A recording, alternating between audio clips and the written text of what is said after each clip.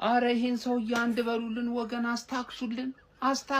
ምን ሆኗል ይሄ ሰውዬ? እንዴ ዝም ብሎ ማግባት ነው እንዴ ስራው? ባለፈ በብሔራዊ ቡድን ጨዋታ 5 ጎል እኮ ነው ያገባው ባለፈ። ይኸውላችሁ ዛሬ ደግሞ ሃትሪክ ሰራ። ሃትሪክ መስራቱ እንዳይገርማችሁ ይኸውላችሁ በጨዋታው ላይ እኮ 2 ፔናልቲ ስቷል። ጀሞ 2 ፔናልቲ በጨዋታው ላይ ሳተ። እንዴት አትሉ? መጀመሪያ ፔናልቲ ይኸውላችሁ ሲመታ በረኛው ወጣል ተብሎ ፔናልቲው ይደገም ተባለ። እሺ ተብሎ ይደገማል። የእስራኤሉ በረኛ ድጋሚ አልመለሰው 2 ፔናልቲ ሳተ ማለት። ከዛ በኋላ ሰዎች ምናምን መስራት ጀመሩ፣ ሙድ ሊይዙበት ማለት ነው። ሃላንድ ላይ ሲጀመር ይሄ ጭራቅ የሆነ ሰውዬ ለሜሙድ ላይ መቼም ማን ጭራቅ የሆነ ሰውዬ ሃትሪክ አልሰራም።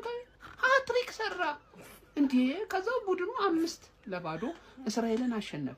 ማን ይሄ ሰውዬውን እንዴት ነው ማለት ዘንድሮ አሁን ያሉት አጥቂዎች ፕሪሚየር ሊጉ ላይ አሁን ወደ ሊቨርፑል አይዛክ ሄዷል፣ ኢኪቲኪ ያለ እነ ቪክቶር ዮኬሬሽ ምናምን አሉ። አሁን ይሄ ደግሞ ዘንድሮ መጥቶለታል። አሁን ከዚህ ጋር ነው የሚፎካከሩት ማለት ነው።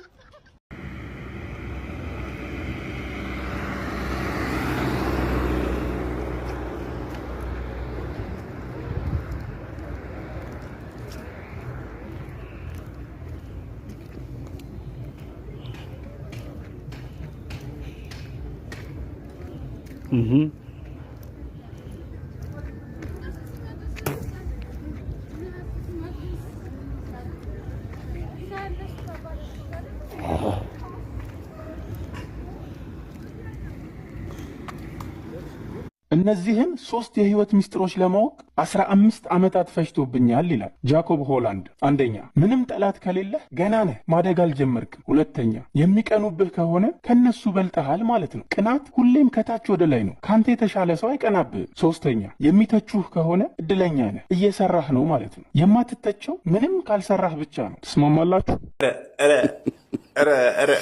ኧረ ኮሜንት ለማንኛውም ጋይስ ላይክ አድርጋችሁ ጀምሩ። እስቲ እኔ የምር ላይክ ኮፒ ሊንክ ምናምን አድርጉ እያልኩ ይደብራችኋል ብዬ ነው እንጂ ጋይስ ቫይራል እየሆንኩ አይደለም። ፕሊስ በቃ የምችሉትን አድርጉ። እዚህ ጋር የሚደረጉትን ነገሮች አድርጉ።